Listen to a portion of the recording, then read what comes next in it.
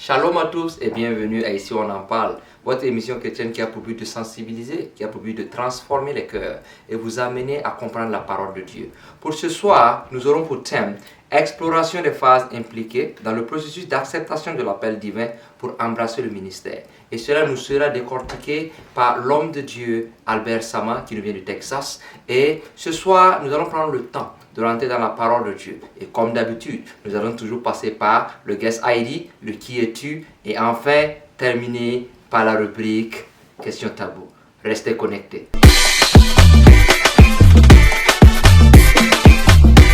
Bonsoir à tous et bienvenue à Ici on en parle, votre émission chrétienne qui est faite pour vous accompagner, pour vous donner la parole de Dieu et pour aussi vous inciter à évangéliser, vous inciter à vous donner à Christ. Ce soir, nous recevons un homme de Dieu très important qui nous vient de loin, Dr Sama. Welcome, Dr Sama. Thank you so much. Merci beaucoup. Amen. Merci vraiment pour votre présence ce soir. Nous sommes honorés de vous recevoir ici. Vous êtes le bienvenu. Nous allons commencer par la rubrique numéro 1, là où on va apprendre à vous connaître. Donc, pour la première question, j'aimerais que vous me donnez votre nom, prénom, date et lieu de naissance. Merci. Comme vous l'avez si bien mentionné, je m'appelle Albert Sama. Je viens du Burkina Faso et je suis né dans les années 79, l'année où j'ai vu le jubilé du Seigneur pour cette année 79 qui est une année spéciale pour moi. Et actuellement je suis ici au Texas pour la cause du Seigneur. Gloire à Dieu. Et quelle est votre ethnie et le nombre de frères et sœurs? Une belle question. En Christ, il y a plus d'ethnie, mais je peux m'identifier à un certain groupe de people, comme on le dit. Je fais partie des Moussi, du Burkina Faso, donc je suis un vrai Mara, je parle le Moré, et c'est l'ethnie dont je fais référence, que je puisse dire. Vous avez combien de frères et sœurs?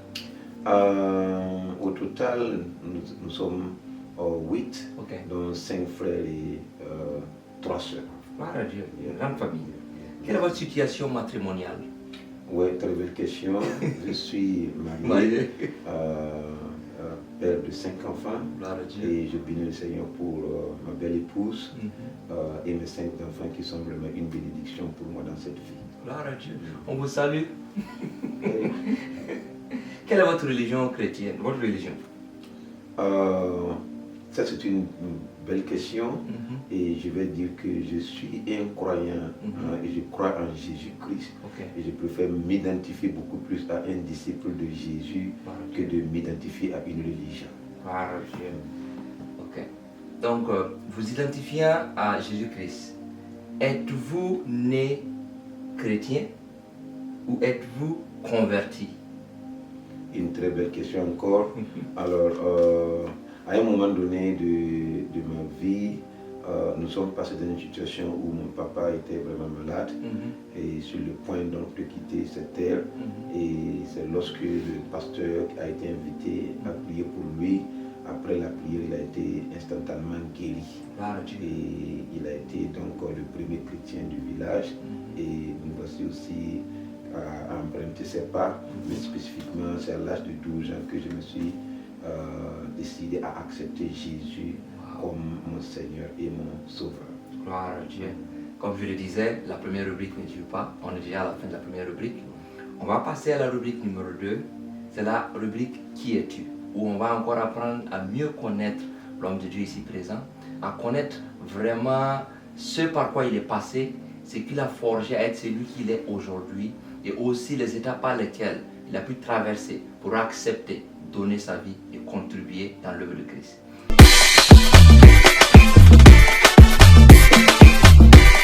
Numéro 2, qui es-tu? Comment vous vous définirez si on vous posait la question? Alors, une très belle question. Lorsqu'on cherche une définition, je comprends que c'est pour bien découvrir la personne. Alors, mais je me définis sur la mission qui m'a été assignée. Et depuis un certain temps, j'ai ce désir donc de partager la bonne nouvelle du salut. Rappelez-vous, j'ai dit que quelqu'un est venu prier pour mon papa et il a été guéri. Donc déjà, on porte une bonne nouvelle, que rien n'est impossible à Dieu. Et comme rien n'est impossible à Dieu, de la même manière, donc quelqu'un a la volonté de présenter une nouvelle chose. Donc il y a cette volonté, cette passion de pouvoir partager aux gens que face aux situations qui semblent impossibles, il y a une possibilité. Donc déjà, pour te dire que le mot évangile est dedans, j'aime évangéliser. Donc je m'identifie à un évangéliste. Alors, pas qu'on m'a poussé à y aller, mais c'est le désir d'apporter une solution à d'autres personnes qui sont en train de souffrir. Et au-delà du problème qu'ils traversent, derrière donc cet apport, il y a le salut de leur âme qui se pose. Donc dans un premier temps, je suis évangéliste. Et au-delà de ça, je suis appelé aussi à être pasteur enseignant. Et c'est l'une des activités phares que je fais. J'enseigne la parole de Dieu et je conduis le peuple de Dieu aussi. Gloire à Dieu. Merci vraiment. Je sais que vous avez dit que vous êtes converti à l'âge de 12 ans. Mais quand est-ce que vous avez reçu l'appel de Dieu en tant que tel? And so, partant à l'église, à un certain moment, j'ai eu des visions que je ne comprenais pas, qui me dépassaient. Et peut-être à une autre fois, on peut revenir. Et regardant un peu en arrière, je vois que ces visions étaient en train de me préparer dans le temps à venir.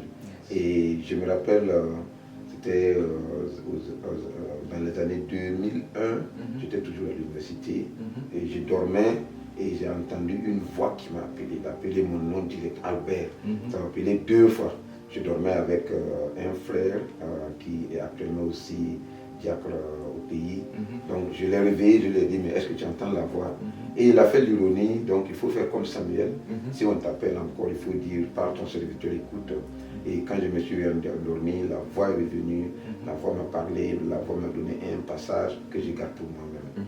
Donc, pour dire de ne pas avancer dans cette question. Gloire à Dieu.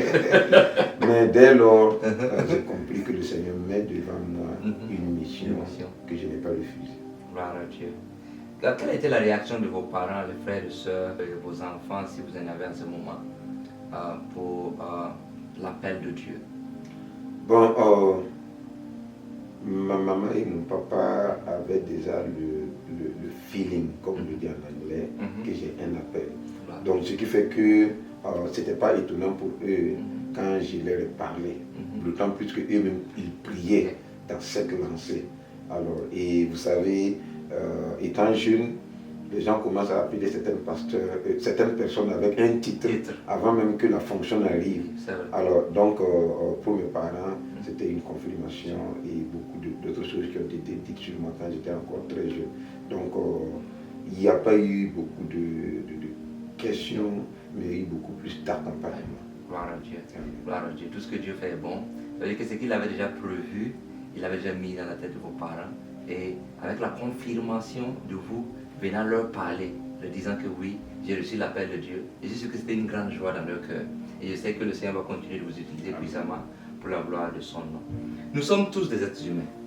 Si je vous demandais, quel est votre plus grand défaut? Que diriez-vous? La Bible dit que vous connaîtrez la vérité et la vérité vous affranchira. Alors, donc, quand j'étais très jeune, surtout juste après ma conversion, j'étais victime de la colère. Mais juste à l'âge de 13 ans, quand j'étais au collège, au début de mon collège, Dieu m'a complètement libéré. Vraiment, je rends grâce à Dieu de ce que c'est quelque chose dont je ne souffre plus. Et autre chose que je considère comme une faiblesse, bon, je suis très sensible, à tel point que je manque mon sommeil, je manque mon appétit pour le problème de quelqu'un. Ouais, c'est comme si je dois porter la charge du monde, alors qu'il a déjà porté la charge du monde. Et nous sommes assignés à des stades, à des tâches spécifiques. Donc, et je vois que le plus souvent, ça entrave un peu mon fonctionnement, mais on y fait avec. Gloire à Dieu, gloire à Dieu. Est-ce que la colère n'est pas liée au mot aussi? Vu que le mot aussi là ne joue pas avec la colère, mais le Seigneur en tout cas vous a fait grâce. Et on rend grâce à Dieu qu'il ait pu vraiment travailler sur ce côté-là. Parce que la colère peut arrêter beaucoup de choses, même le plan de Dieu. Mais arriver à surpasser cette colère, vous êtes transformé en quelqu'un de plus patient, quelqu'un de plus attentif. Et être sensible à la douleur des gens, c'est quelque chose que beaucoup de gens n'ont pas. C'est une qualité. Voir quelqu'un souffrir et aussi souffrir pour cette personne, aller plier genoux pour prier pour cette personne, il faut que Dieu te donne un cœur pour ça. Donc on rend grâce à Dieu pour votre vie. Amen. Quelle est votre plus grande fierté? Ah, ma plus grande fierté, c'est de pouvoir donc rendre mon père et ma mère heureux et de m'occuper de ma femme et de mes enfants et de tous les êtres chers que Dieu a placés autour de moi. Et en fait, quand tu es à côté d'une personne, la capacité d'ajouter de la valeur à quelqu'un fait de toi un être important dans la vie et dans la société. Et la capacité d'amener quelqu'un à la réjouissance aussi, ils m'ont fait de quelqu'un une personne de référence. Et quand je retourne, je peux dire que ceux qui sont autour de moi, je ne suis pas à 100% parfait, mais quand ils sont à côté de moi, je vois qu'il y a le sourire qui est là. Donc autour de vous, vous partagez la joie et à quelqu'un qui est à côté de vous sans la paix. Raison pour laquelle il y a la joie et il y a la paix. Parce que personne n'aime aller quelque part là où il n'y a pas la paix. Pour quelqu'un qui partage la joie et qui est là toujours à écouter les autres, à être là pour les autres, la présence, l'accompagnement aussi. Donc je vois tout cela en vous et je rends grâce à Dieu pour votre sacrifice pour l'œuvre de Dieu. Quel a été votre plus grand sacrifice pour l'œuvre de Dieu? Maintenant que je suis dans le ministère, je ne voudrais pas appeler ça sacrifice, puisque c'est l'objet même de ma vie. Okay.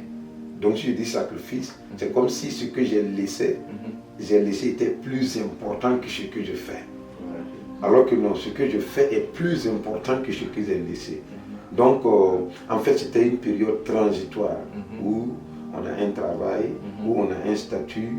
Alors, et si on ne fait pas attention, on croit qu'en abandonnant ça, on fait un sacrifice pour entrer dans le ministère.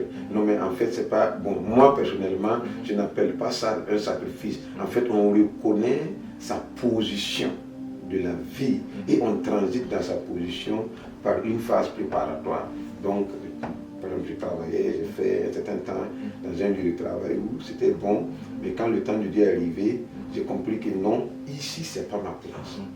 Et je dois donc transiter de cette place au plein temps pour le ministère.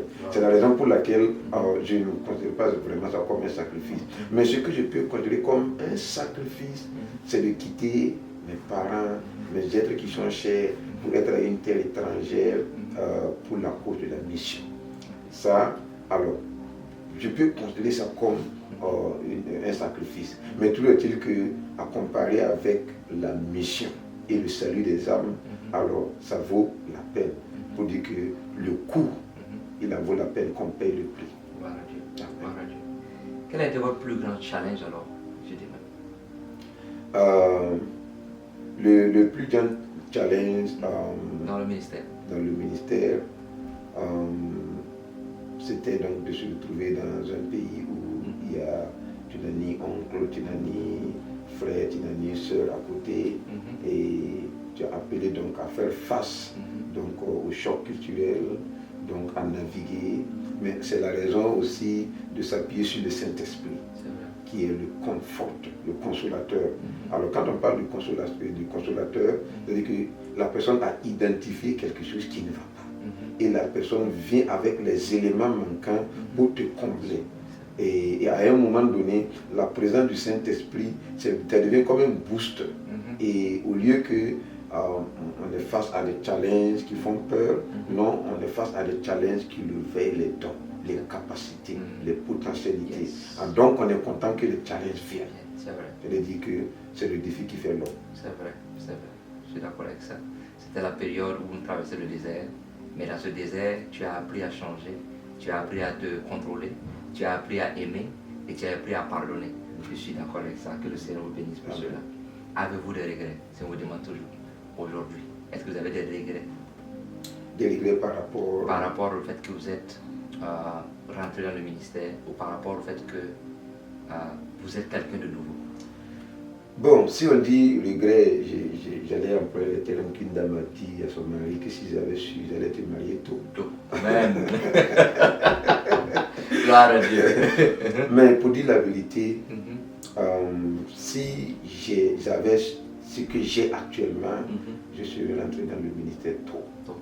Parce que la vie de beaucoup de personnes dépend de Mhm. notre réponse Mhm. et de notre obéissance Mhm. au Saint-Esprit. Mhm. Et par contre, like we say in English, the sooner the better. Mhm. Si on s'était engagé très tôt, on aurait touché beaucoup de personnes plus que ça. Gloire à Et Dieu. s'il y a un domaine où je dis qu'il y a un regret, Mhm. c'est de n'avoir pas commencé très tôt. Ah, je vois le dévouement. Et donc, si on vous demandait si vous avez la possibilité de changer le passé et de partir en arrière, qu'auriez-vous fait différemment? Bon, ce que je viens de dire, Mhm. je me serais engagé très tôt. Dieu soit loué. So, nous sommes déjà au terme de la rubrique numéro 2. Qui es-tu? So, nous allons passer à la rubrique numéro 3 après le jingle.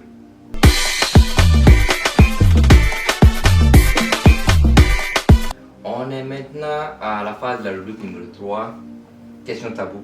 Pour le thème de ce soir, nous avons exploration des phases impliquées dans le processus d'acceptation de l'appel divin pour embrasser le ministère.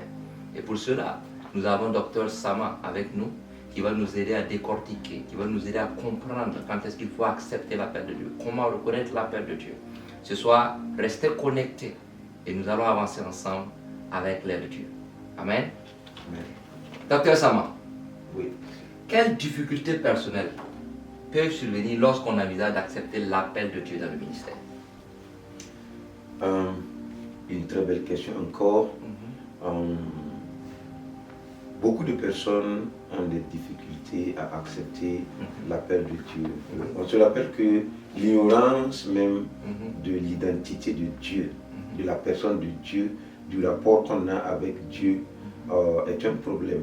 Donc on voit Samuel qui était là couché, qui entend la voix de Dieu, qui a reçu l'opportunité que d'autres personnes n'ont pas reçue, mais il ne connaissait pas Dieu. Il a fallu que quelqu'un d'autre puisse donc venir l'éclairer. Donc je vais dire que premièrement, l'ignorance est un vrai problème qui fait que beaucoup de personnes ont des difficultés pour donc accepter l'appel. C'est-à-dire que c'est avoir cette certitude que je suis appelé. Puisque là où il n'y a pas la certitude, on n'a pas une conviction, on n'a pas une assurance. Et beaucoup de personnes sont en train de douter. Et là où le doute s'installe, il y a un problème. Je préfère que celui qui doute se patiente pour avoir l'assurance avant de commencer. Donc l'une des premières causes, c'est l'ignorance même de la reconnaissance, de la certitude que Dieu est en train d'appeler. Alors, le deuxième problème qu'on peut ajouter maintenant, c'est-à-dire que c'est une décision délibérée d'une personne de ne pas accepter la mission, l'appel de Dieu, comme un Jonas qui sait que Dieu l'appelle. Et maintenant, à cause d'un problème personnel, d'un problème culturel, d'un problème des nations, avec une autre nation, il dit que je ne pars pas. Il refuse de partir. Donc en fait, c'est ici, il y a un problème personnel. Non pas que l'appel n'est pas vrai, l'appel est vrai, mais c'est-à-dire que les récipiendaires, les bénéficiaires de l'appel ne sont pas dans le viseur du missionnaire. Et le missionnaire dit que non, je ne pars pas. Ça peut être encore une situation. Alors, un autre problème qui peut se poser, ce sont les personnes qui sont autour. Les parents, les amis, qui ne comprennent pas la vision, qui ne comprennent pas la destinée, qui ne comprennent pas la mission. Alors, qui peuvent dire que non, quand on te regarde, tu n'as pas la gabarit de ce que tu es en train de dire. Et je vais te dire quelque chose, si tu écoutes les hommes, tu vas douter de la voix de Dieu encore. Et beaucoup de personnes ont ces problèmes. Surtout quand l'appel de Dieu les amène dans certains pays, les familles encouragent. Mais quand l'appel de Dieu les amène dans certaines régions, les familles découragent. Et c'est vraiment un problème que nous voyons dans beaucoup de cas.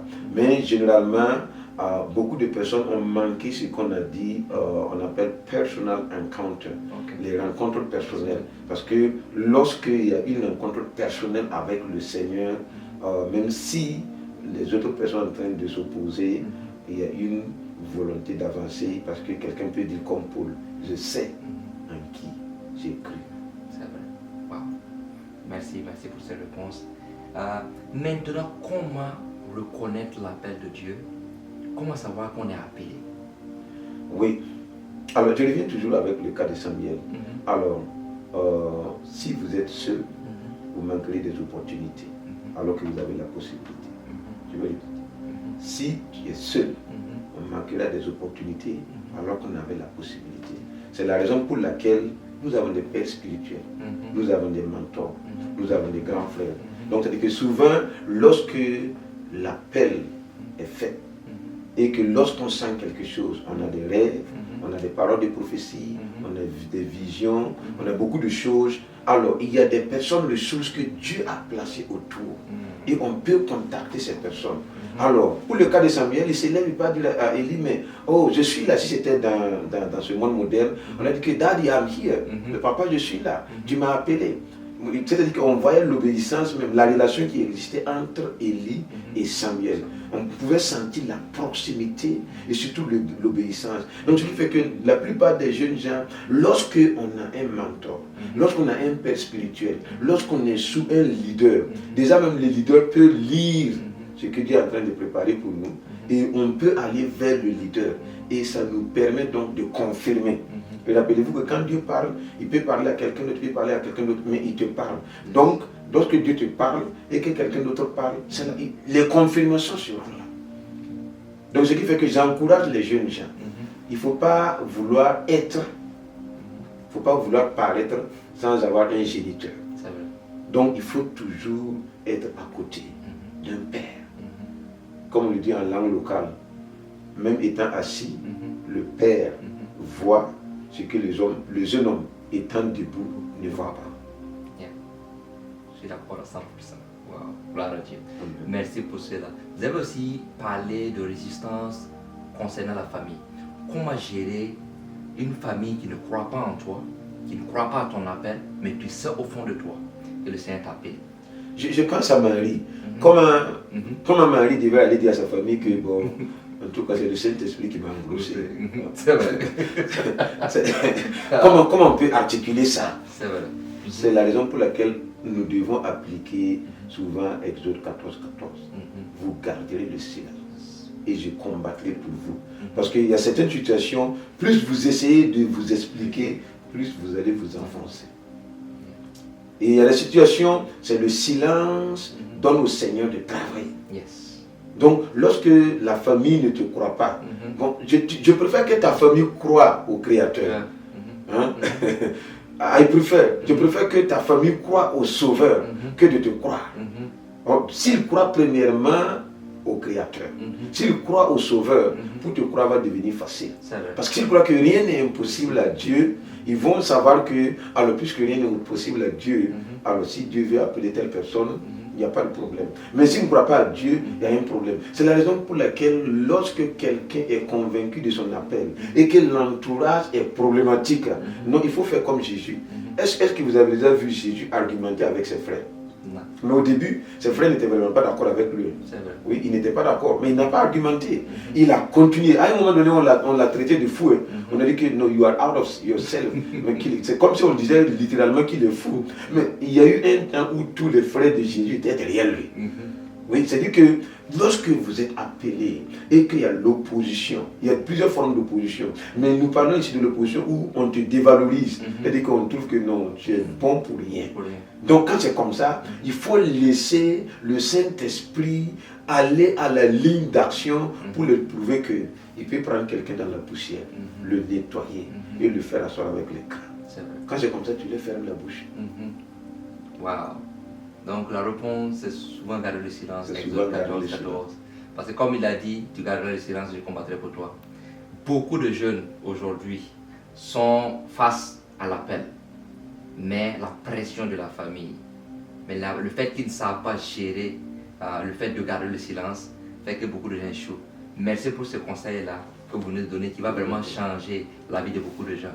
Garde le silence. Garder le silence ne veut pas dire que tu es quelqu'un qui ne sait pas ce qu'il veut. Garder le silence ne veut pas dire que tu es quelqu'un qui n'est pas censé. Mais garder le silence veut dire que tu donnes l'opportunité à Dieu de combattre pour toi. De combattre pour toi et de gérer et de fermer la bouche de ces personnes-là qui te voient aujourd'hui, qui disent que tu n'es rien. Toi, tu es trop jeune pour être pasteur. On t'a vu ici hier. Toi-même, tu es qui même? Mais Dieu dit, je sais qui tu es. Amen. Amen. Quels sont les défis spirituels maintenant que tu vas rencontrer après avoir accepté l'appel de Dieu? Quels peuvent être les défis spirituels face auxquels tu vas faire? D'office, on voit que bon, le monde c'est deux entités. On a la lumière, on a les ténèbres. On a Dieu, on a Satan. On a le Saint-Esprit, on a les esprits mauvais. Dès le moment où quelqu'un s'engage pour la cause du Seigneur, c'est un combat déclaré contre le royaume des ténèbres. Inévitablement. Donc il faut aller à Éphésiens. Donc l'apôtre Paul dit que nous n'avons pas à combattre contre la chair et le sang.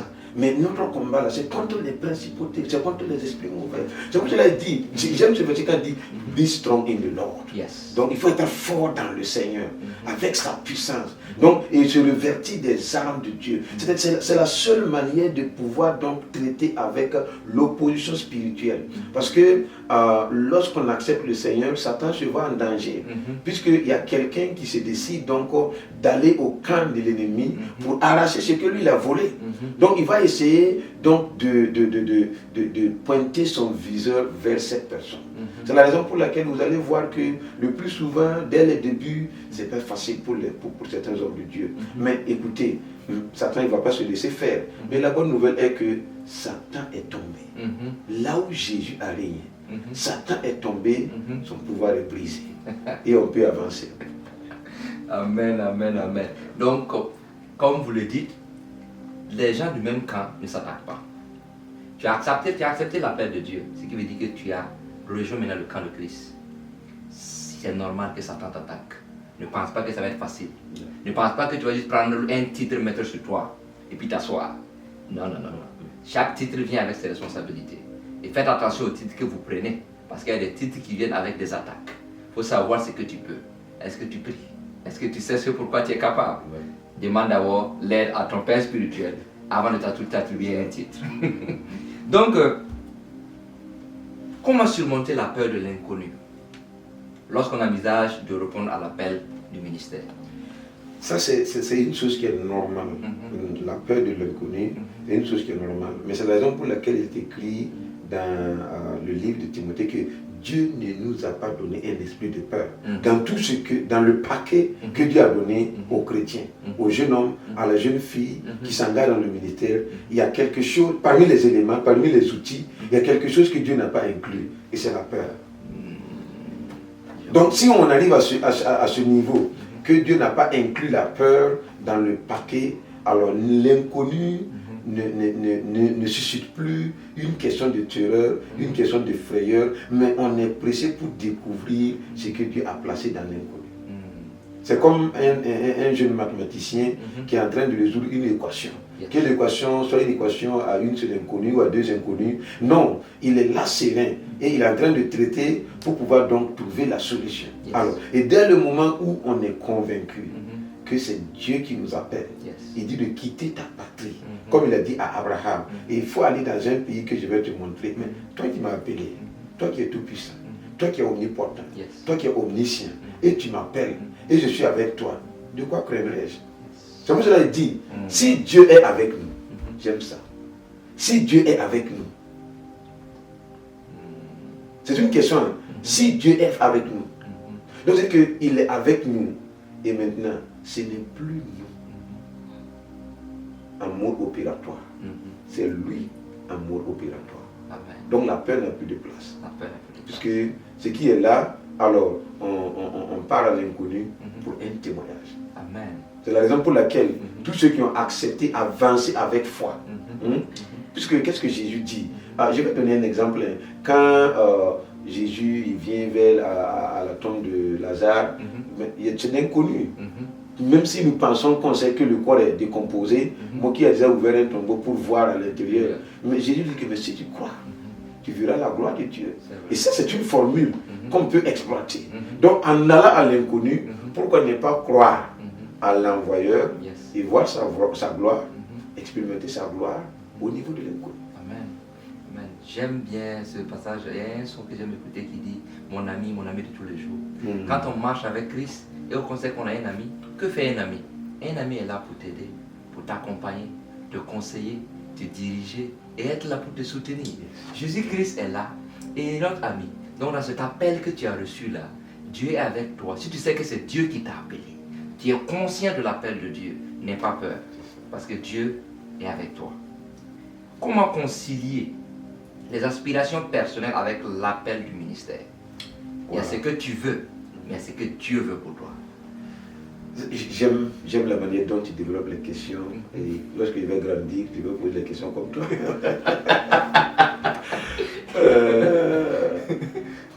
L'apôtre Paul dit, soyez mes imitateurs comme je le suis de Christ. Alors, quand nous lisons ça, nous ne comprenons pas. Il y a eu un moment où Jésus avait à choisir entre sa volonté et la volonté de Dieu. Qu'est-ce qu'il a dit? Non pas ma volonté, mais que ta volonté soit faite. Alors, dès le moment où nous décidons d'accepter l'appel, nous n'avons plus de volonté, mon ami. On n'a plus de volonté. Non, c'est comme une femme qui se marie à un homme et qui refuse de porter le nom de l'homme, dit que non, je vais rester, je ne veux pas qu'on m'appelle madame, mais je veux qu'on continue de m'appeler mademoiselle. Non, même l'officier qui est en train de faire le mariage va dire que bon, peut-être tu as manqué quelques classes, dans le cours du mariage. Sinon, on peut donc mettre madame, telle, un tel, né un tel. Mais quand tu veux qu'on conserve toujours mademoiselle là, bon, il n'y a pas sa place ici. Pour dire que lorsque l'évangéliste, lorsque le pasteur, lorsque l'intercesseur, lorsque le jeune homme ou la jeune fille décide d'accepter le ministère, d'accepter l'appel, tu n'as plus de volonté. En fait, la volonté de Dieu devient ta volonté. Amen. Amen. Et quand la volonté de Dieu devient ta volonté, en fait, bon, je vais dire l'avantage, parce que si toi tu décides qu'il y a problème, tu vas gérer, mais tu le laisses décider. S'il y a problème, tu lui dis, ah, bon, papa, tu as décidé, donc il faut venir encore. Non, ma volonté, mais que ta volonté soit faite. C'est ça, un des fondements du ministère. C'est la raison pour laquelle vous voyez des hommes de Dieu et des servants de l'Éternel, ils sont là. Ils pouvaient faire beaucoup de choses pour se venger. Ils pouvaient dire beaucoup de choses pour se discuter. Mais le Saint-Esprit dit que non. Ce n'est pas à toi de dire. C'est à moi la vengeance et la distribution. Et nous gardons le silence. Et sa volonté s'accomplit. Et je vais te dire une chose. Quand ta volonté est en ligne de mire, tu regardes plus que lorsque c'est la volonté de Dieu qui est en ligne de mire. Que la volonté de Dieu soit faite. Que son règne vienne. Que sa volonté. Let your will be done. Sur la terre, comme ça se fait au ciel. Donc la volonté de Dieu est primordiale. Et comme vous l'avez dit, incontournable. Si tu arrives à aligner ta volonté avec la volonté de Dieu, tu n'as plus rien à perdre. Tout ce qu'il décide, ça met l'accompli. Tout ce qu'il t'a promis, tu l'auras. Gloire à Dieu. Quelle influence les attentes de la société peuvent-elles avoir à la décision d'accepter l'appel divin? Les gens te voient, on voit que tu avais un boulot prestigieux, tu étais quelqu'un de vraiment successful. Mais avec l'appel de Dieu maintenant, on se dit, ah, il va changer. On voit les pasteurs ici. Dès qu'ils acceptent Christ, ils deviennent quelqu'un d'autre. Il ne peut plus sortir avec les amis, ils ne font plus ça, il ne fait plus ça. Même son business va tomber. Quelle peut être l'influence de la société face à l'appel de Dieu? Merci. Cette question, c'est une question d'actualité. Vous savez, l'ignorance est le plus grand mal de la société. Ce n'est pas parce qu'on devient pasteur qu'on n'est pas utile à la société. C'est vrai. Ce n'est pas parce qu'on a répondu à l'appel qu'on n'est pas utile. En fait, nous avons manqué quelques éléments dans le processus. Donc, la Bible comporte plus de 2000 pages. Et le plus souvent, nous avons été moulés dans une tradition. Et Jésus a dit que non, vous utilisez la tradition pour briser le commandement de Dieu. Sinon, c'est parce que les gens ont observé que la réalité, effectivement, quand quelqu'un devient pasteur, soit il est pauvre, ou bien il n'a plus le temps. Alors que, mais quand on regarde Jésus, Jésus, il était là, le sauveur lui-même, il est en bouche, les gens se le trouvent en bouche avec lui. Il traverse les eaux, les gens prennent les pirogues pour traverser l'eau. C'est-à-dire qu'en fait, il y a ce qu'on appelle l'onction d'attraction. Parce qu'il faut que la société arrive à comprendre que, tel que nous avons connu le monsieur, si le monsieur arrive à abandonner ce qu'il a pour répondre à un appel, c'est que dans ce qu'il est en train de faire, nous aussi nous avons notre part.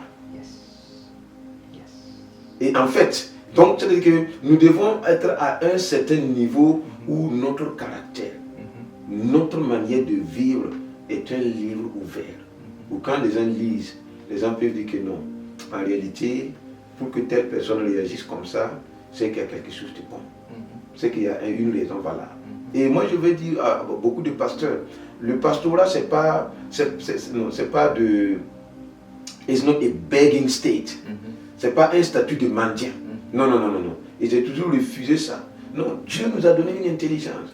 Et j'ai donné un exemple lors d'une formation pastorale à certains pasteurs, surtout au niveau de l'État là-bas. Alors, depuis quand nous avons vu, par exemple, Abraham qui en répondant à l'appel de Dieu, depuis quand on l'a vu avec des soucis, il est en train de pleurer, Seigneur, donne-moi à manger, donne-moi... Non, c'est pas son souci, parce que Dieu l'a béni. Jacob, c'est pas son souci, parce que Dieu l'a béni. Isaac, c'est pas son souci. Donc, ça veut dire qu'il y a des principes que Dieu a établis. Et même si tu n'es pas chrétien, tu obéis à ces principes-là, mais tu vas en bénéficier. Mais le problème est que nous avons été souvent très spirituels. À tel enseigne qu'on n'est même plus spirituel. You know? On est semblant spirituel. Et maintenant, ils sont dans des difficultés. Non. Mais quand on objet, prends un exemple, quand il pleut, il faut s'aimer. Quand tu sèmes, il faut cultiver. Ce sont des principes. Même celui qui n'est pas chrétien, quand il pleut, il sème, il cultive, il va récolter. Ça, ce n'est pas une question de prière. Ça, ce sont des questions d'obéissance aux principes naturels établis par le Créateur. Mais le problème est que nous n'avons pas compris. Surtout dans certains milieux, on a compris que non, si tu es pasteur et que tu n'es pas pauvre, tu n'es pas pasteur. Mais je ne crois pas que c'est ça aussi l'appel. Non. Je n'ai pas dit qu'il faut être riche, non. Mais ce que je dis, Dieu, la Bible déclare que à l'Éternel, la terre et tout ce qu'il en fait. Mais si celui-là dont je sers, si mon boss, mon patron, et ici il est plus que boss, il est plus que patron, il est le créateur. If he is the one who owns, s'il est propriétaire de la terre et de tout ce qu'il en fait, pourquoi la misère? C'est que quelque part, on n'a pas développé le côté intellect pour arriver à certaines choses. C'est pour cela que je vais dire aux pasteurs et aux jeunes gens, alors, aussi bien que vous êtes dans le ministère, écoutez, Isaac a semé dans le désert et il a récolté 100 fois. Tu peux semer dans ton désert, tu vas récolter 100 fois, tu deviens un employeur. Même chose que Jacob. Jacob, il a écouté Dieu. Alors, et Dieu lui a parlé. Et dans l'obéissance, il est devenu employeur aussi. Quand il quittait donc son beau-père là-bas, mais ce n'était pas un petit. C'était un grand quelqu'un. C'est pour dire que quoi? Donc, ce n'est pas parce qu'on est pasteur qu'on ne peut pas... Ce n'est pas parce qu'on est pasteur ou homme de Dieu qu'on ne peut pas créer des emplois pour d'autres personnes. Le vrai pasteur qui crée des emplois, il sait que Dieu a dit non, tu dois payer tes employés, tu ne dois pas les brimer, tu ne dois pas commettre de l'injustice. Je ne dis pas que quelqu'un le fait, je suis en train de parler, mais je crois que si je crée un emploi, mes employés doivent faire la différence. Parce que toi, en tant qu'homme de Dieu, la manière dont tu traites tes employés, on doit sentir l'amour de Dieu, la préoccupation, la compassion. À tel enseigne que tu n'es même pas un boss pour eux. Oui, non, tu deviens comme un maître pour eux. C'est la différence entre le maître, dans le temps en anglais qu'on dit master là. La différence entre le master et le maître comme professeur, c'est que le maître il travaille pour le salaire, mais le master il fait des disciples. C'est la raison pour laquelle Jésus, en faisant ses 12 disciples, on ne l'a pas vu avec un salaire mensuel. Mais ils ont impacté le reste du monde. Talk to me. Gloire à Dieu. Donc, juste pour dire à ces personnes-là qui pensent que le rôle pasteur et autres revient à toutes les personnes qui ont échoué dans leur vie. Parce que beaucoup de gens pensent que c'est parce qu'il a tout essayé. Ça n'a pas marché, qu'il a dit qu'il va devenir pasteur. Ce n'est pas ça. Il y a toujours l'intellect qui est là. Et on dit, le Seigneur Jésus-Christ est l'alpha et l'oméga. Lui qui connaît tout. Comment il va amener les nuls vers lui? Il va te changer, il va te transformer. Il a mis cette intelligence dans ta tête. C'est pas parce qu'il est nul qu'il a choisi d'être pasteur. C'est parce que tout va mal dans sa vie qu'il a choisi d'être pasteur. C'est parce qu'il a reçu l'appel de Dieu. Et que cet appel a touché son cœur. Et qu'il a accepté. Ne vous dites pas que c'est facile. Mais je dis qu'avec Dieu, tout est possible. Amen. Comme papa l'a dit, il pleut sur le juge et sur le méchant. Parce que si tu appliques certaines lois, que tu sois juste ou méchant, ça va fonctionner. Mais le Seigneur te dit, fonctionne avec lui. va avec Christ. Donc comment gérer le doute et les incertitudes qui peuvent surgir pendant le processus d'acceptation? Tu as accepté maintenant, je suis d'accord, oui, Dieu m'a appelé pour servir, Dieu m'a appelé pour le ministère. Mais à des moments, tu tombes un peu, il y a le doute qui vient. Est-ce que c'est Dieu vraiment qui m'a appelé? Parce que là c'est chaud, hein? Ah, j'ai commencé, je prie, mais ma famille tombe malade, mes frères sont là, je rate ci, je rate ça. Comment gérer ça? Merci pour cette question. Il faut dire que l'enseignement libère. Et beaucoup de gens n'ont pas reçu cet enseignement consistant et qui les permet donc de comprendre les choses qui peuvent venir avec l'acceptation de l'appel. Si on est prévenu, comme le dit un homme prévenu, en vaut deux. Si on est prévenu, on peut donc s'attendre à certaines choses et se préparer à certaines choses. C'est comme un jeune couple qui se marie et bon, le monsieur, il ne s'est jamais occupé de la grossesse d'une femme. Et la femme aussi, elle a grandi. Bon, quand elle a commencé à grandir, sa maman ne portait plus de grossesse. Donc, s'il n'y a pas eu d'enseignement pour leur montrer que à partir de 3 jours, entre 3 et 1 semaine, quand la grossesse commence, voici ce qui se passe, peut-être le monsieur va gêner même pour prier contre la grossesse. Parce que lorsque la femme va commencer à manifester des douleurs, certaines choses, ou des vomissements, vous allez voir que l'homme va dire, je te le prie, mon nom, réprimer quoi? On est en train de te bénir, tu es en train de réprimer. Oui. Donc, c'est-à-dire que le plus souvent, si l'enseignement préparatoire n'est pas à son comble, ça pose un problème. Mais si on est enseigné, on sait que même Jésus, un bébé qui est né, et que le roi vient avec une division, un bataillon pour le combattre. Mais c'est quoi? Donc si on comprend que lorsqu'on accepte l'appel et qu'il y a des difficultés, ces difficultés peuvent servir donc à révéler la gloire de Dieu. Ces difficultés te forment, c'est-à-dire que le muscle qui ne travaille pas, s'atrophie. Mais c'est l'occasion pour toi d'exercer ta foi. Donc, il n'y a pas de raison qu'on accepte. Je reviens encore. Quand on a accepté, on doit supprimer le doute. Et une chose que je vais ajouter, le plus souvent, il y a ce qu'on appelle en anglais de rushing. Les jeunes sont pressés. Et lorsqu'on est pressé, même quand tu fais de la nourriture, que tu es pressé, tu vas manger une nourriture mal cuite. Et tu auras des maux de ventre. Il faut être patient et endurant et persévérer. Surtout dans le ministère, il faut bannir le doute. Et quand il y a le doute, il faut repartir vers celui qui t'a envoyé. Je comprends mieux. Le doute ne doit pas subsister. Ça peut venir, mais quand il y a le doute, il faut toujours repartir vers celui qui t'a envoyé. Merci vraiment. Merci vraiment, parce que vous éclaircissez beaucoup de choses. Et c'est bien de dire à ces jeunes qui sont là, il ne faut pas se précipiter dans le ministère. Il faut se calmer, prendre le temps, parce qu'il y a un entraînement qui est là. Il y a des étapes qu'on doit suivre. Ne sois pas pressé. Tu as reçu l'appel de Dieu, comme il a dit. Tu as un mentor, tu as un père spirituel. Va t'enseigner. Va pour que tu reçoives la parole de Dieu. Parce qu'avec la connaissance, on est libéré, comme papa l'a dit. Et je vais ajouter quelque chose, si vous le permettez. Vous savez, on dit couramment que la patience est un chemin d'or. Et je prie que tu sois patient pour donc emprunter ce chemin d'or. C'est pour dire que la précipitation aussi, c'est un chemin qui n'est pas le chemin de l'or. Et lorsque Dieu a parlé à Abraham, il dit que c'était de tes entrailles que sortira d'un fils.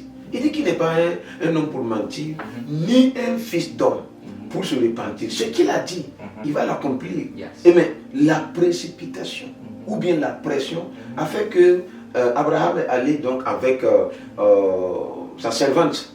Mais regardez ce que nous vivons même actuellement. C'est la précipitation. Donc quand Dieu a parlé, sois patient et sois persévérant. Ce qu'il a dit, il va l'accomplir. Et sûrement, quand il accomplit, le témoignage sera complet. Donc c'est pour dire que, je vais dire aux jeunes serviteurs, donc à l'appel de Dieu, laissez Dieu faire ces choses lui-même. Quels sacrifices personnels peuvent être nécessaires lorsqu'on répond à l'appel divin? Merci. Pour le ministère. Encore on revient sur le mot sacrifice que j'ai dit dès les premiers instants que dans les normes on ne devrait pas l'appeler sacrifice, mais on l'accepte comme tel pour dire que c'est un prix à payer. Écoutez, Jésus a dit qu'il n'y a pas quelqu'un qui va abandonner ses terres, son père, sa mère, tout ce qui lui est cher à cause du royaume pour ne pas en recevoir, premièrement, sur cette terre et dans l'au-delà aussi. C'est pour dire qu'il n'y a rien de plus cher qui puisse empêcher quelqu'un d'aller à la mission. Parce que ce que tu vas abandonner pour la cause du Seigneur, le Seigneur va te le donner. Et j'aime beaucoup même cette citation quand Jésus dit que non, si quelqu'un donne un simple verre d'eau, c'est-à-dire que l'eau qui est, ça veut dire que si quelqu'un qui donne un simple verre d'eau, la personne aura une récompense. Qu'en est-il maintenant de toi qui as abandonné ton pays, tu as abandonné ton travail, tu as abandonné tout, si réellement tu es parti de tout cœur, c'est-à-dire que Dieu va te le récompenser. Alors d'autres sacrifices maintenant, il faut se sacrifier à l'excellence. Mais ce n'est pas parce qu'on est pasteur qu'on doit être médiocre.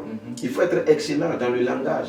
Il faut être excellent même dans les outils. Par exemple, la technologie. Il faut étudier. You need to upgrade yourself. Il faut te mettre à jour. Oui, puisque Dieu est un Dieu d'excellence. Mais tout ce que la science est en train de faire, ils ne font que copier Dieu. Prenons le réfrigérateur. Qui était le premier concepteur du réfrigérateur et du frigo? Mais c'est Moïse. Quand il est venu, Dieu lui a fait créer un petit réfrigérateur. Et ils ont mis la manne dedans. Et la manne a été conservée pendant des années. Mais quand les gens ont étudié la Bible, ils ont dit que mais qu'est-ce que ces gars-là ont fait? On a fait juste un coffret qu'on appelle l'Arche de l'Alliance. Et la manne, vous savez, la manne, si on laissait la manne jusqu'au lendemain, ça pourrissait.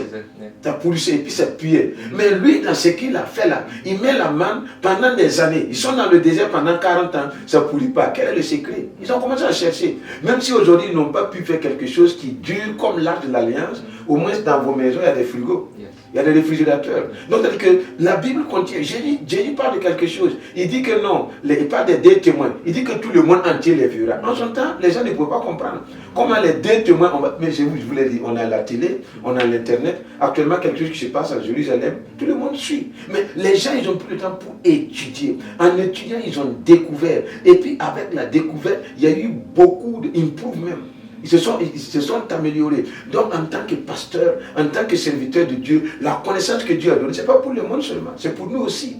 So, approprie-toi. Tu peux faire de la technologie, fais la technologie. Tu peux étudier, peut être ingénieur en computer, en ordinateur, sois ingénieur. Ingénieur en bâtiment, sois ingénieur. Puisque le problème est que si toi, en tant que pasteur, de ton pastorat, si on ajoute cette qualité d'ingénieur, mais qui peut se comparer à toi?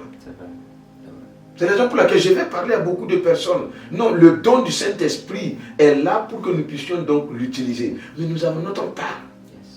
Il faut étudier. Il faut élargir ses capacités. Il faut élargir ses connaissances. Il faut apprendre de nouvelles langues. Il faut apprendre de nouvelles méthodes. Donc il faut, même simplement, je vais prendre un exemple. Par exemple, les pasteurs, il y a beaucoup de pasteurs qui meurent. Pourquoi? À cause de l'ignorance. Non, ils vont te dire que non, il faut que je travaille pour la cause de Dieu. Mais se reposer même fait partie du ministère. Il travaille, ne se repose pas. Il commence à conduire, il est en train de somnoler au volant. Et il y a un accident, on dit attaque. Ce n'est pas attaque.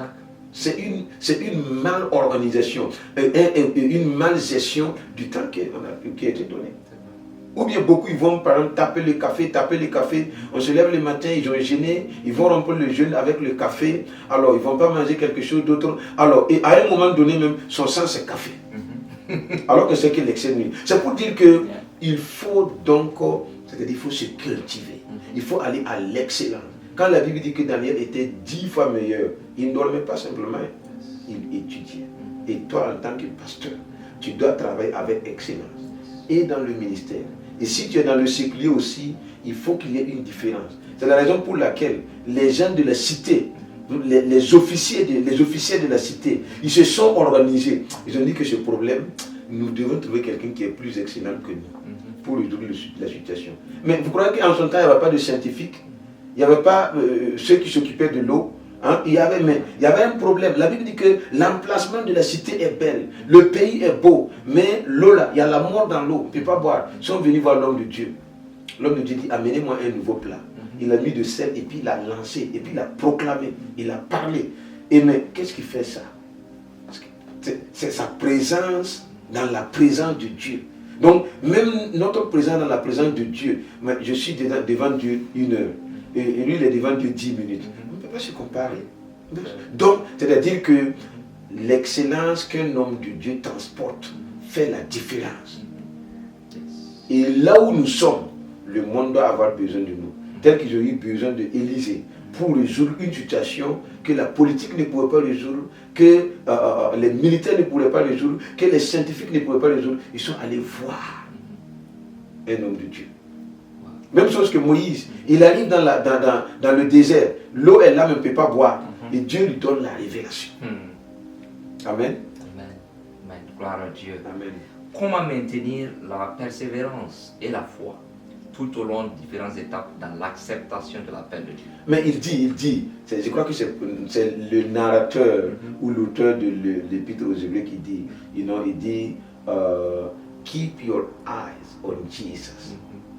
Look unto Jesus. Regardez à Jésus qui est le début et la fin de notre foi.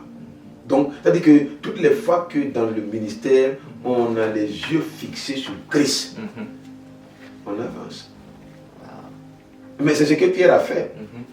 Tu ne peux pas dire non. Si c'est toi, regardez, c'est une condition. C'est-à-dire que si c'est toi, donne-moi la capacité de marcher. Je dis, mais c'est moi, il faut venir. La parole est sortie. Rappelez-vous qu'on a dit qu'au commencement était la parole. Et la parole était avec Dieu. Et la parole était Dieu. Donc, c'est-à-dire que toute la créature a un code de reconnaissance de la parole. C'est la raison pour laquelle quand nous parlons à l'environnement même entend. Les objets inanimés entendent. Donc, Jésus qui est la parole et toutes choses qui ont été créées par la parole, alors il est là, il marche sur l'eau. Parce que l'eau entend la voix de son créateur. Et Pierre dit que, mais si c'est toi, donne-moi ce que je puisse venir. Et Jésus dit, viens.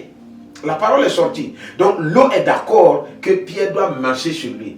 Pierre commence à marcher. Au lieu de regarder à Jésus qui est le début et la fin de sa foi, il commence à regarder les flots. C'est ce qui arrive au niveau des ministères. Quand les accusations arrivent, quand les difficultés arrivent, quand les problèmes arrivent, on note nos regards. Au lieu de regarder Christ, il commence à regarder à gauche, il commence à regarder à droite. C'est là qu'il a commencé à s'enfoncer. Mais gloire à Jésus. Il était à côté pour le tirer parce qu'il a crié. Il a crié. Donc c'est pour dire, même dans les autres domaines de la vie, dans le mariage, dans les finances et dans la santé, quelles que soient les situations, lorsque on trouve qu'une situation qui dépasse notre compétence se présente, nous regardons à Jésus. Il est notre paix, il est notre joie, il est le chemin, la vérité et la vie. Donc le chemin, c'est une solution. Et quand on le regarde, il provoque, il montre le chemin. Et la raison pour laquelle je vais parler à tous ceux qui sont autour. Alors la Bible dit quelque chose, quand l'apôtre Paul dit réjouissez-vous, je vous le dis réjouissez-vous. On ne peut pas regarder son haut, on ne peut pas regarder son visage, on ne peut pas le contempler. Je sais que tu es jeune marié, juste après le mariage là, même si quelqu'un qui te giflait dehors, tu t'en fiches. Parce que quand tu regardes son visage, tu entends sa voix, ça te donne de la joie. C'est la même chose. Donc, bon, en fait, c'est beaucoup plus que ça, je vais dire quoi. Donc quand on regarde à notre Seigneur, on regarde sa face, on contemple sa bonté, on contemple sa gloire, on contemple sa présence. Mais qu'est-ce qui peut se passer encore? Il est présent. C'est pour cela qu'on peut chanter, on dit, il est là, il est là. L'ami le plus fidèle, il est là. C'est pour cela la parole de Dieu a déclaré que la bonne œuvre qu'il a commencée, il va la terminer. Amen, amen, amen. On arrive déjà à terme de la question tabou. Et je rends grâce à Dieu pour la vie de papa. Merci pour ses réponses, merci pour ce... Vous avez souligné beaucoup de choses et merci d'avoir apporté des réponses à beaucoup de gens. Je sais que toi comme moi avons été bénis. Maintenant papa, je sais que vous êtes auteur. Vous avez écrit un livre. De quoi parle le livre? Merci pour cette question. Effectivement, j'ai écrit un livre sous l'inspiration du Saint-Esprit. Pour le moment, c'est en anglais. Success in Life. Le succès dans la vie. Keep the secret secret. Écoutez, je vais vous dire, les jeunes gens n'ont pas compris que tout le monde n'est pas content de leur succès. Même ceux qui lient avec toi, même ceux qui te félicitent, ils ne sont pas contents de ton succès. C'est la raison pour laquelle, quand Dieu te place à un certain niveau, il faut savoir garder le silence encore. Il faut savoir protéger le secret. Et dans mon livre, je traite de beaucoup de cas où Dieu a donné des informations qui sont spécifiques. C'est pour toi. On n'a pas dit que c'est pour ton frère. On n'a pas dit que c'est pour ton voisin. On dit c'est pour toi. C'est-à-dire que c'est l'essence qui te permet d'avancer. Et généralement, quand les gens viennent autour de vous, c'est ce secret-là qu'ils veulent tirer. Rappelez-vous de Samson, de Samson et de Delilah. Mais il dit que non, il faut me montrer là où se trouve ta force. Ce qui fait que quand on te lie, on ne peut pas te lier. Quand on t'attrape, ce qui fait que tu as utilisé la mâchoire de l'âme pour tuer 1000 personnes. Mais moi, je suis curieuse. Je veux comprendre. Pourquoi tu veux comprendre? Le secret. Pourquoi le plus souvent, c'est ça. Aux États-Unis, ici, il y a quelque chose qui se passe. Quand vous partez dans certaines villes, vous allez voir quelqu'un va venir chez vous, il va demander What is the Lord saying? Tell them he's saying nothing. Parfois, il faut les dire comme ça. Parce que ce sont des gens, ils viennent soutirer. C'est-à-dire qu'ils n'ont plus d'inspiration. Si le Seigneur te donne une parole pour eux, il faut les donner. Mais si ce sont des gens qui viennent pour te sucer comme une orange, il faut savoir te protéger. Donc ils sont là, alors ils vont te presser, Le jour où tu n'as rien à donner, ils vont te jeter. Et je vais dire à quelqu'un quelque chose. Quand l'argent est à côté de la vie, beaucoup de gens préfèrent prendre l'argent au détriment de la vie. Et je traite de ça dans la Bible, dans le livre. Et nous avons près de 3 exemples dans la parole de Dieu où à cause de l'argent, les gens ont choisi l'argent et ils ont laissé la relation. Ils ont choisi l'argent, ils ont laissé l'amitié. Ils ont choisi l'argent, ils ont laissé les fiançailles. Pensez-vous qu'au début, Delilah voulait faire du mal à Samson? Non, ce n'était pas mentionné dans la Bible. Non, mais quand les princes de Philistins sont venus dire, mais si tu arrives à découvrir son secret, on va te donner 1100 shekels of silver, 1100 pièces d'argent. Mais c'est une somme. Et il y avait 5 princes de Philistins. Quand vous convertissez en dollars, c'est vraiment de l'argent. Mais elle est partie. Dès le début, peut-être elle s'était dit, non, je ne fais pas ça. Elle est rentrée l'argent, dit, en tout cas, je suis là, je t'attends. Je t'attends.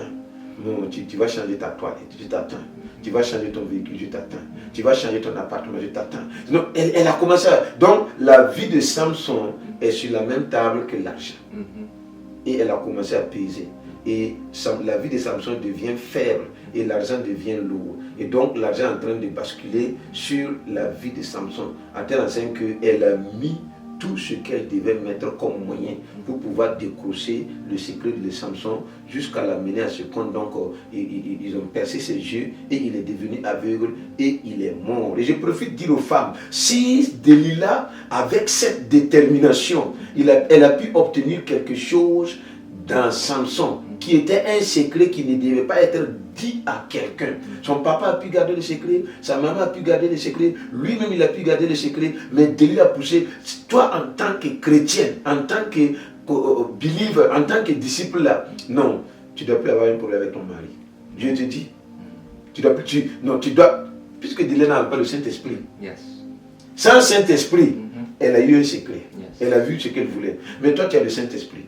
Ça ne doit plus être un problème. Et je reviens au livre. C'est pour dire que il faut savoir protéger certains acquis. Il faut savoir protéger le moteur de ta vie. Et il y a certains secrets qui sont des moteurs. Et quand vous lisez le livre, ça y est sur Amazon, quand vous lisez le livre, vous découvrez beaucoup de choses. J'ai eu beaucoup de personnes qui m'ont dit que, ah, docteur, si j'avais eu ce livre quand j'étais très jeune, je n'aurais pas eu à commettre les erreurs que j'ai commises. Merci vraiment et je vous invite tous à aller voir ce livre qui va changer vos vies, qui va vous transformer. Merci à Dr Sama. Merci. Maintenant, avez-vous une église? Si oui, où est-ce qu'elle est située?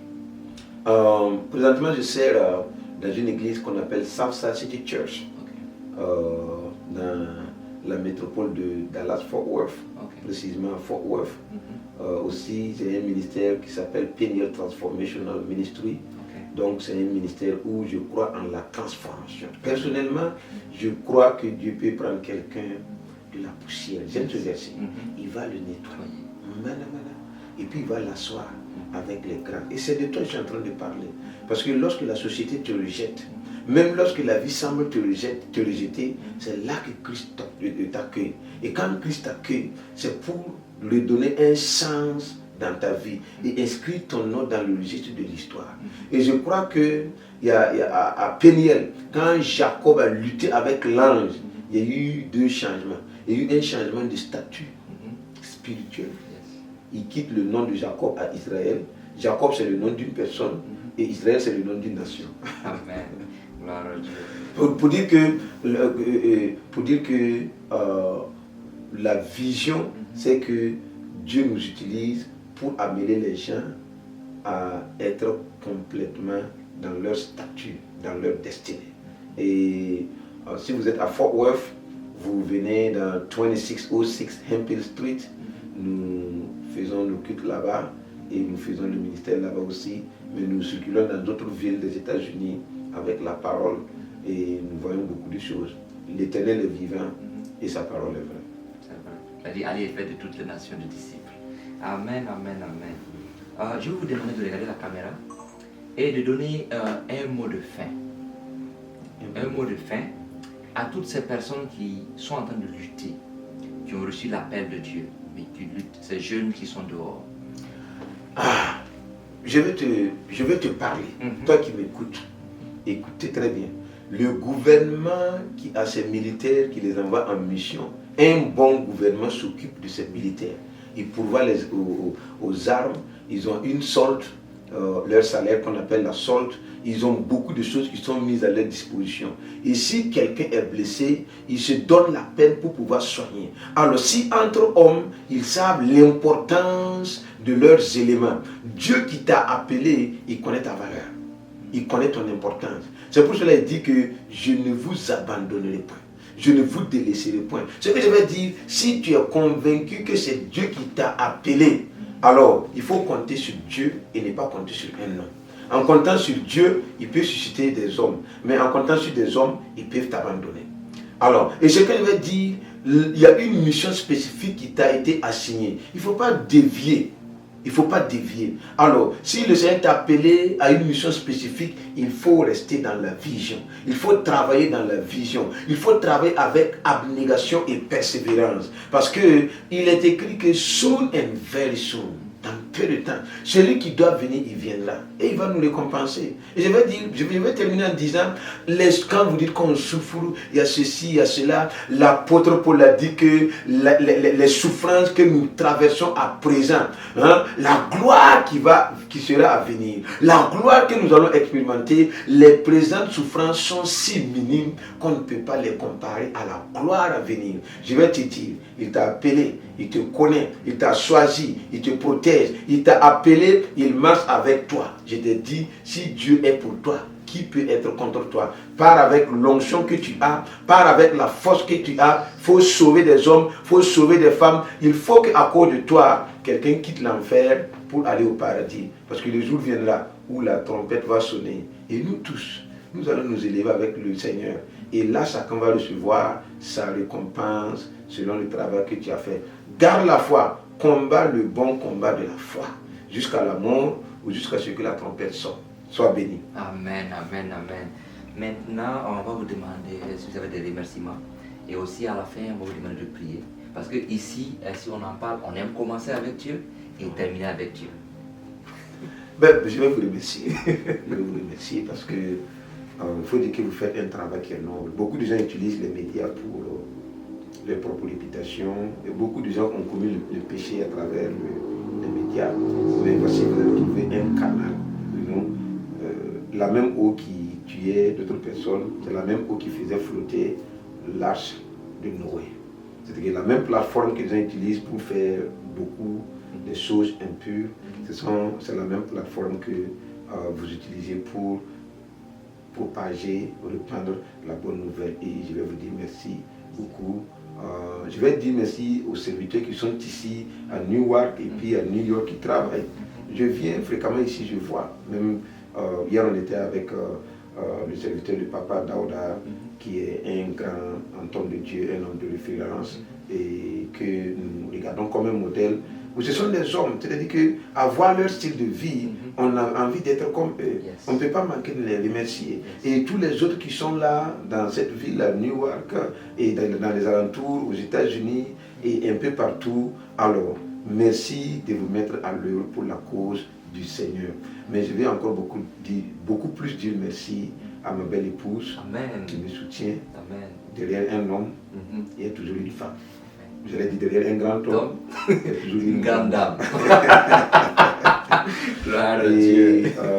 je veux dire merci à mes enfants Mhm. qui permettent souvent que je parte Mhm. et je suis absent, Yes. mais ils tiennent le coup Mhm. jusqu'à ce que je revienne. Et pour vous, je veux vous encourager. Je vois l'unité qui est entre vous, de la complémentarité. Alors continuez dans cette lancée. L'Éternel est vivant et sa parole est vraie. Merci. Merci à vous d'avoir honoré de votre présence.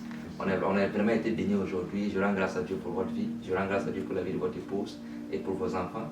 Merci de servir Christ.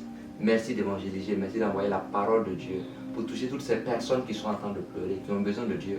Parce que la parole de Dieu dit que comment ils vont croire s'ils n'ont pas entendu.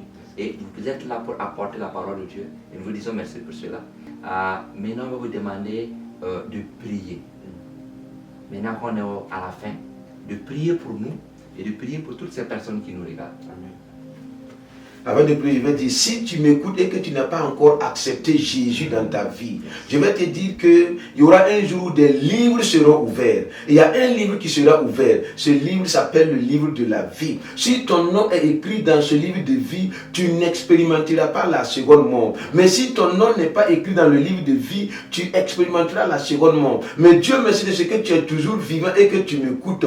Christ est venu pour toi. Quel que soit ton péché, ce dont tu as besoin, c'est la repentance et la confession. Lorsque tu te repens et que tu te confesses, oui, il est juste et fidèle pour te pardonner et effacer tes iniquités. Et ton nom sera écrit dans le livre de vie. Et lorsque le temps va venir, tu vas aller passer l'éternité avec lui. Prends cette parole, médite-la. Et si tu trouves que tu as besoin de Jésus, et je sais que tu en as besoin, il faut donc faire cette prière, appelle le Seigneur dans ta vie et il deviendra ton Seigneur et ton Sauveur. Et si tu acceptes le Seigneur, il faut te retrouver avec des hommes et des femmes qui croient au Seigneur afin de pouvoir grandir dans la foi et amener d'autres personnes aussi à Christ. Donc nous prions. Papa, je vais te bénir pour la vie de ton serviteur et de ta servante. Ta parole a déclaré que tu honores ceux qui t'honorent. Éternel Dieu, alors qu'ils ont pris de leur temps pour explorer ta parole, Éternel, tu prendras, Éternel, un temps pour eux, pour les bénir. Papa, je prie s'il y a une requête qui a longtemps duré dans leur vie et ils veulent un exaucement de cette requête.